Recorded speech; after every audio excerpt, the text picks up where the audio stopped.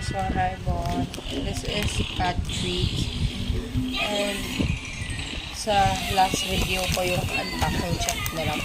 And this is 50 pieces by the way.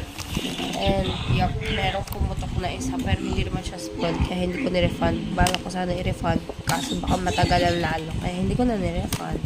Isa lang naman, hindi siya spoiled, pinakain ko sa maliit na pusa. Actually, I'm not planning to feed this my yung isang pusa naman but yup, gusto niya. Kaso hindi ko siya papakainin ng marami kasi I don't want him to get spoiled, bro. Ayan, nag-leak. Buti, hindi ito yung nag-leak. Yung pinakain ko yung nag-leak. But like, hindi naman siya spoiled. Kaya pwede siyang pakain. Wala ding molds. And nakaseal naman yung lalagyan. Ito yung lalagyan niya kanina. Yung ganyan. And, yeah.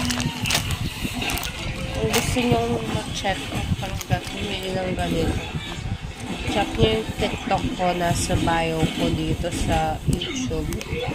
So, meron tuna fish roll, salmon fish roll, COD fish roll, beef abalone, chicken yolk, and 10 ang laman ng isang pack na ganun.